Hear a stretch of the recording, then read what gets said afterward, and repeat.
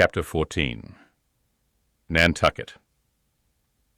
Nothing more happened on the passage worthy the mentioning, so, after a fine run, we safely arrived in Nantucket. Nantucket. Take out your map and look at it.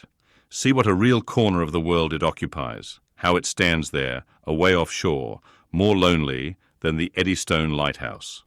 Look at it, a mere hillock, an elbow of sand, all beach without a background. There is more sand there than you would use in 20 years as a substitute for blotting paper. Some gamesome whites will tell you that they have to plant weeds there. They don't grow naturally. That they import Canada thistles. That they have to send beyond seas for a spile to stop a leak in an oil cask. That pieces of wood in Nantucket are carried about like bits of the true cross in Rome. That people there plant toadstools before their houses to get under the shade in summer time. That one blade of grass makes an oasis, 3 blades in a day's walk, a prairie. That they wear quicksand shoes, something like Laplander snowshoes.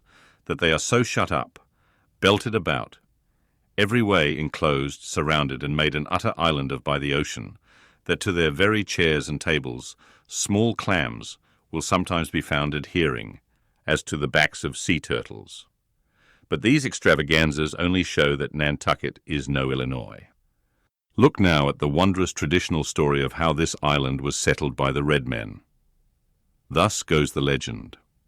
In olden times, an eagle swooped down upon the New England coast and carried off an infant Indian in his talons. With loud lament, the parents saw their child borne out of sight over the wide waters. They resolved to follow in the same direction. Setting out in their canoes, after a perilous passage, they discovered the island, and there they found an empty ivory casket, the poor little Indian's skeleton. What wonder, then, that these Nantucketers, born on a beach, should take to the sea for a livelihood. They first caught crabs and quahogs in the sand. Grown bolder, they waded out with nets for mackerel. More experienced, they pushed off in boats and captured cod, and at last, launching a navy of great ships on the sea, explored this watery world, put an incessant belt of circumnavigations round it, peeped in at Bering Straits, and in all seasons and all oceans declared everlasting war with the mightiest animated mass that has survived the flood. Most monstrous and most mountainous, that Himalahan, salt sea mastodon, clothed with such portentousness of unconscious power that his very panics are more to be dreaded than his most fearless and malicious assaults. And thus have these naked Nantucketers, these sea hermits, issuing from their ant-hill in the sea, overrun and conquered the watery world like so many Alexanders, parceling out among them the Atlantic, Pacific, and Indian Oceans, as the 3 pirate powers did Poland. Let America add Mexico to Texas, and pile Cuba upon Canada. Let the English overswarm all India, and hang out their blazing banner from the sun. 2/3 of this terraqueous globe are the Nantucketers. For the sea is his. He owns it as emperors own empires, other seamen having but a right of way through it. Merchant ships are but extension bridges, armed ones but floating forts. Even pirates and privateers, though following the sea as highwaymen the road, they but plunder other ships, other fragments of the land like themselves, without seeking to draw their living from the bottomless deep itself.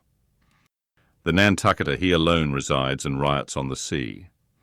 He alone, in Bible language, goes down to it in ships, to and fro, ploughing it as his own special plantation.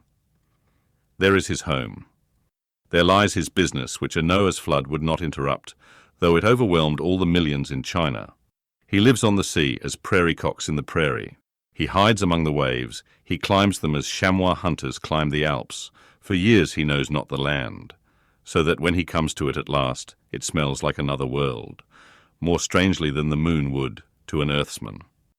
With the landless gull, that at sunset folds her wings and is rocked to sleep between billows, so at nightfall, the Nantucketer, out of sight of land, furls his sails and lays him to his rest, while under his very pillow rush herds of walruses and whales.